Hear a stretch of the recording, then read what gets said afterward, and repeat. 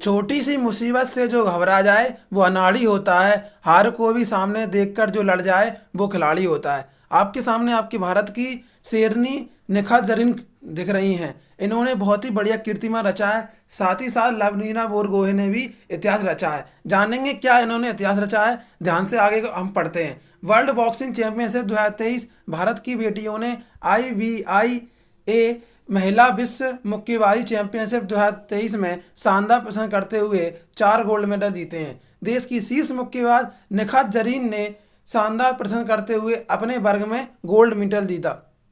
निखत जरीन ने दिल्ली में आयोजित चैंपियनशिप में 48-50 किलोग्राम भार में वियतनाम की मुक्केबाज को गोल्ड पर कब्जा किया। इसके अलावा भारत की लवलीना बोरगोहेन, स्वीटी बुरा और नीतू घनघास ने अपने वर्ग में गोल्ड मेडल जीता।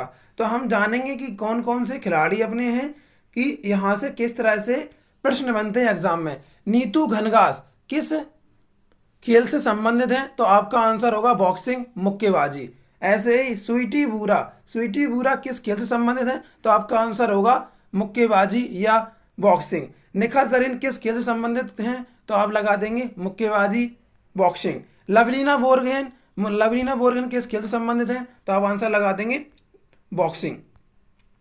अगले पॉइंट के बारे में समझेंगे।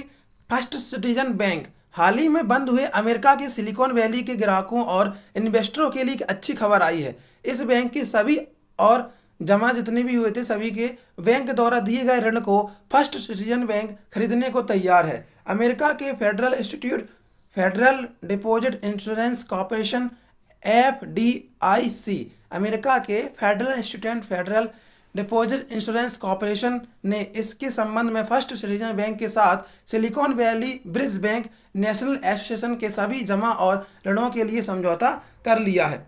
नेक्स्ट हम करंट अफेयर के बारे में जानेंगे। ये है भारतीय क्रिकेट मेंस के बारे में। तो बहुत ध्यान समझना है यहाँ से किस तरह से क्वेश्चन आएगा, एक ही चीज़ को आप क्लियर करते चलना। भारतीय team India senior men's player payment structure question आता है, ध्यान सुनना, कि किस तरह से सीनियर सिटीजन को पेमेंट मिलता है।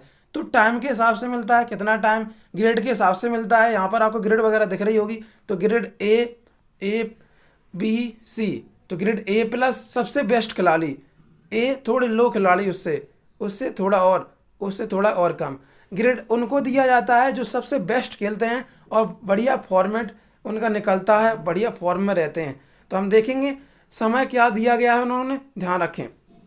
अभी मैंने आपको बताया था टाइम मतलब अवधि, अक्टूबर 2022 से सितंबर 2022 तक इन्हें पेमेंट दिया जाएगा। जो A+ में होंगे उन्हें 7 करोड़ रुपए मिलेंगे, जो A में होंगे उन्हें 5 करोड़ मिलेंगे, वो B में होंगे उन्हें 3 करोड़ मिलेंगे हर साल, और जो C में होंगे उन्हें करोड़ रुपए मिलेंगे, 1 करोड़ रुपए।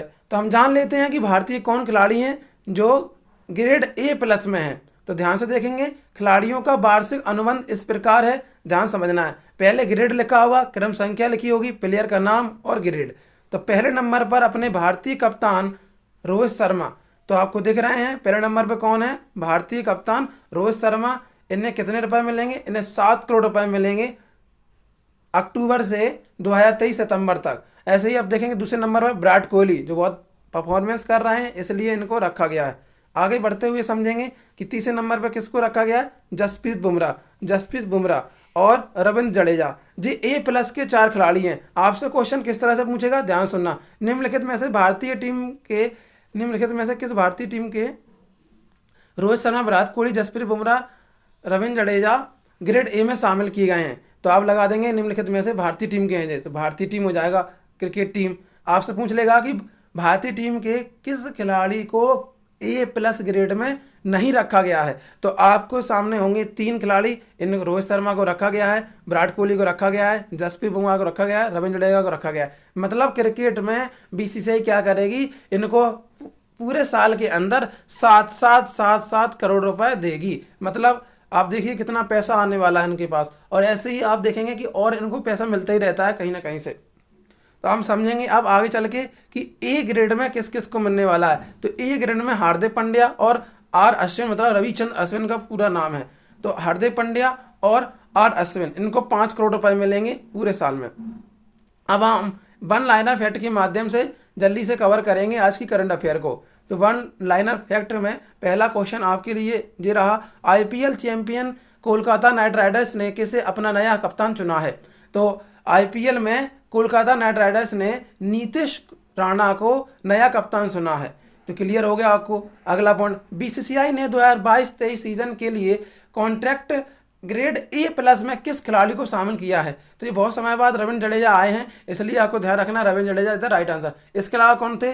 रोहित शर्मा, विराट कोहली, जसप्रीत बुमराह। रोहित शर्मा, विराट कोहली, जसप्रीत बुमराह, रविंद्र जडेजा, ये 4 खिलाड़ी हैं ए प्लस में, आप ध्यान रखना, ऐसा क्वेश्चन बनेगा ही बनेगा। Next point, silicon valley bank के सभी जमा और ऋण का किस बैंक ने अधिग्रहण किया है? तो फर्स्ट सिटीजन्स बैंक ने सिलिकॉन वैली बैंक के सभी जमा और ऋण का अधिग्रहण किया है। नेक्स्ट पॉइंट, इसरो ने network access associated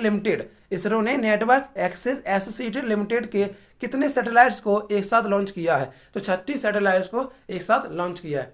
next point, महिला विश्व मुक्केबाजी चैंपियनशिप में एक से अधिक स्वर्ण पदक जीतने वाली दूसरी भारतीय कौन बनी है? तो निखत जरीन। आपको बताया था निखत जरीन ने 2 गोल्ड मेडल जीते हैं, आपको याद रखना है। नेक्स्ट, वर्ष 2023 के लिए असम का सर्वोच्च नागरिक पुरस्कार। वर्ष 2023 के लिए असम का सर्वोच्च नागरिक पुरस्कार असम वैभव ने किससे सम्मानित किया गया है? मतलब किस व्यक्ति को? तो डॉक्टर तपन सैकिया को असम का सर्वोच्च नागरिक पुरस्कार असम वैभव से सम्मानित किया गया है। Next point, new develop bank के नए प्रमुख के रूप में किसे चुना गया है? तो ये हमारे लिए बहुत इंपॉर्टेंट है, आगे चल के तो थोड़ा डिटेल में जानेंगे, तो इसको ध्यान सुनिए फिर से आप। न्यू डेवलपमेंट बैंक के नए प्रमुख के रूप में किसे चुना गया है? डिल्मा रूसेफ, ब्राजील के हैं जी। डिल्मा रूसेफ को चुना गया है। डिल्मा रूसेफ को न्यू डेवलपमेंट बैंक का प्रमुख चुना गया है। नेक्स्ट, किस टीम ने महिला प्रीमियर लीग 2022 और 23 का जो टाइटल है पहली बार हुआ था आयोजित?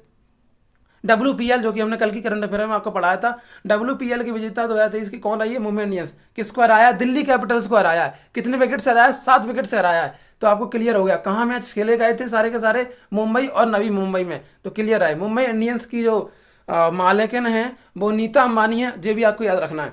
आगे बढ़ेंगे। Welcome to Ajay sir classes ji के मोस्ट इंपोर्टेंट क्वेश्चन के माध्यम से हम क्विज लगाएंगे, मतलब ऑब्जेक्ट टाइप लगाएंगे, जिससे कि आपको बढ़िया से क्लियर हो जाए। लेकिन उससे पहले जिन्होंने हमारे चैनल को अभी तक सब्सक्राइब नहीं किया, जल्दी सब्सक्राइब कर लें। वीडियो को लाइक नहीं किया, फटाक से मेरे लिए लाइक कर लें प्लीज़, और ज़्यादा से ज़्यादा आप लोगों में शेयर करें। तो हम जानेंगे पहला क्विज, अपना पहला ऑब्जेक्ट टाइप क्वेश्चन के माध्यम से, न्यू डेवलपमेंट बैंक के नए प्रमुख के रूप में किसे चुना गया है? तो अभी मैंने आपको समझा दिया था, डिल्वा रूसेफ को न्यू डेवलपमेंट बैंक का नया प्रमुख चुना गया है। तो ऑप्शन बी आपका बिल्कुल सही उत्तर हो जाएगा।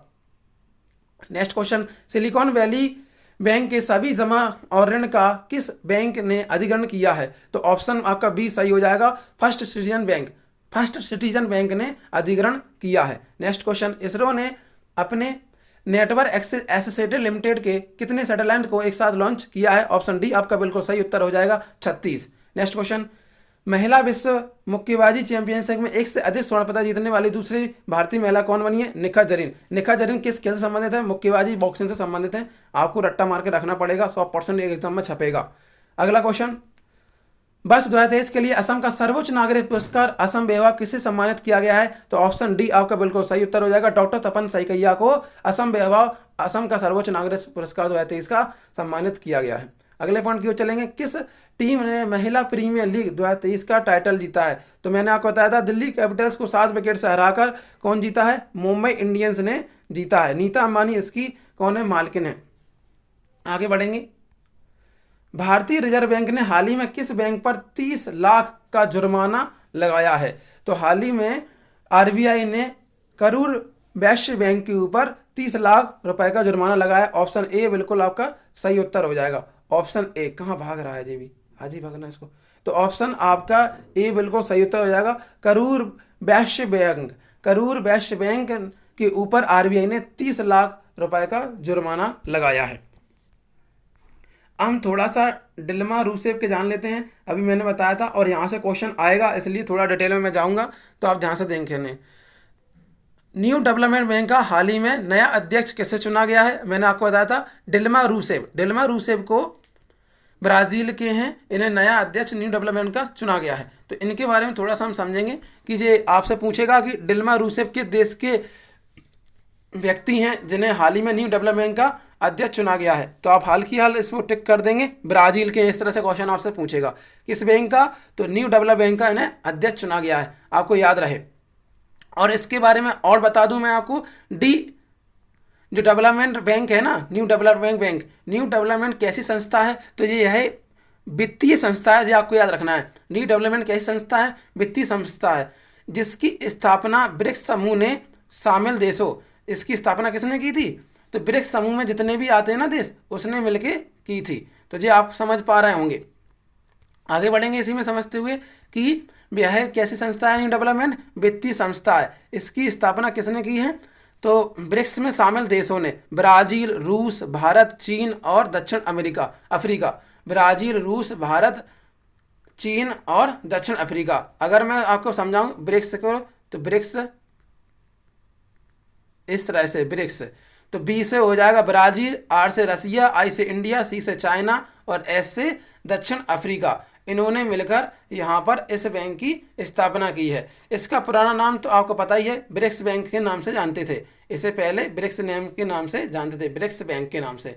अगर बात करूं कि इसकी स्थापना ब्रिक्स बैंक की कब हुई थी? 2015 में पूछा गया है क्वेश्चन, आपको याद रखना है। और इसका मुख्यालय कहाँ पर है? शंघाई, चीन में है। न्यू डेवलपमेंट बैंक या ब्रिक्स बैंक का जो मुख्यालय है वो कहाँ पर है? चीन के शंघाई में है।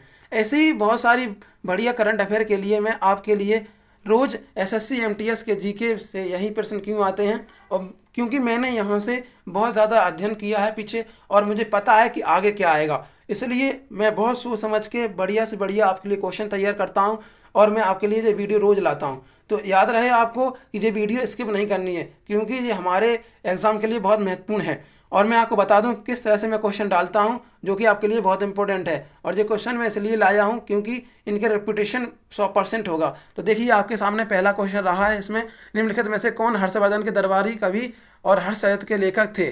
तो आपका आंसर हो जाएगा पहला, बाणभट्ट। अगर आप डेली 10-15 मिनट आराम से अगर रोज के आप जी के क्वेश्चन पढ़ेंगे तो आपकी जी की बहुत स्ट्रांग हो जाएगी। इसलिए मैंने जो थोड़ा सा अपना यहाँ पर बताने का प्रयास किया है कि हर्षवर्धन के दरबारी कवि और हर्षचरित के लेखक कौन थे? तो बाणभट्ट। यहाँ से ये क्वेश्चन बहुत रिपीट होते रहते हैं, ध्यान सुनना। 1866 में लंदन में ईस्ट इंडिया एसोसिएशन की स्थापना निम्नलिखित में से किसने की थी? तो दादा भाई नौरोजी ने। भारत ने दूसरी बार एशियाई खेलों का आयोजन कब किया था? तो 1982 में भारत में दूसरी बार एशियाई खेलों का आयोजन हुआ था। आगे बढ़ेंगे, हिंदुस्तान सोशलिस्ट रिपब्लिक एसोसिएशन की स्थापना दिल्ली में कहाँ पर हुई थी? तो फिरोजशाह कोटला में हुई थी। अगला, यूपीएससी के सदस्यों का कार्यकाल क्या होता है? तो इस यूपीएससी के सदस्यों का कार्यकाल 6 वर्ष और 65 वर्ष की आयु जो भी पहले हो वहाँ तक होता है। पश्चिमी समशीतोष्ण चक्रवातों के कारण सर्दियों के महीने में डैश की उपलब्धता रबी की फसलों की सफलता में मदद करती है। तो बरसात मतलब बारिश होना। निम्नलिखित में से किस मौर्य राजा ने धम्म की अवधारणा को लोकप्रिय बनाया था? अशोक। देखो अगर आपको लगता है कि मैं थोड़ा सा फास्ट करा रहा हूँ या कम समझ में आ रहा है, तो बढ़िया से मैंने अपनी यही वीडियो में डिटेल में समझाया बहुत प्यार से, तो आप लोग देख सकते हैं। यहाँ पर मैं आपको बता रहा हूँ कि किस तरह से परीक्षा में प्रश्न आते हैं और किस तरह से आपको पढ़ना है जिससे कि आपकी स्पीड बनी रहे। तो यहाँ पर मैंने बताया मौर्य राजा ने धम्म की अवधारणा को लोकप्रिय बनाया था, अशोक। अगला बहुत ही महत्वपूर्ण है, 15 मार्च 1950 को योजना आयोग का गठन हुआ था। आपसे सीधा पूछा लेता है कि योजना आयोग का गठन कब हुआ था, तो इसमें ही आंसर छपा हुआ है। वैसे 15 मार्च 1950 को योजना आयोग का गठन हुआ था। इसकी अध्यक्षता में किया गया था, तो उस समय जब गठन किया था ना, उस समय उसके प्रेसिडेंट कौन थे? जवाहरलाल नेहरू थे। जवाहरलाल नेहरू की अध्यक्षता में 15 मार्च 1950 को योजना आयोग का गठन हुआ। योजना आयोग कब समाप्त हुई? तो 2014 में हुई। लास्ट कौन सी थी योजना? पंचवर्षीय योजना। तो आप बता देंगे 12वीं लास्ट पंचवर्षीय योजना थी। क्लियर। उस समय अध्यक्ष कौन थे? उस समय अध्यक्ष डॉक्टर मनमोहन सिंह थे। योजना आयोग को खत्म करके कौन सी चीज़ आई? तो आप बता देंगे नीति आयोग। तो इस तरह से आप समझ रहे हैं मेरी जीके की स्ट्रेटजी की कितनी काम आएगी, और आपको भी लग रहा होगा कि हाँ सारे के सारे जो हमने आपको बताए वो बढ़िया से बढ़िया फैक्ट ही थे। तो आप समझ गए होंगे। इसी प्रकार की हमारी वीडियो को देखने के लिए आप हमें एक्साइटेड करें, उत्साहित करें, और जिन्होंने अभी तक हमारे चैनल को सब्सक्राइब नहीं है सब्सक्राइब करें, वीडियो को भी लाइक कर लें, और इसी बेस्ट तरीके से आप हमें प्यार देते रहें। हम आपके लिए कुछ ना कुछ लाते रहेंगे। इसी प्रकार करंट अफेयर से जुड़ने के लिए आप हमारे चैनल से ज्वाइन करें, जुड़े रहें। Thank you for watching. Wish you all the best everybody.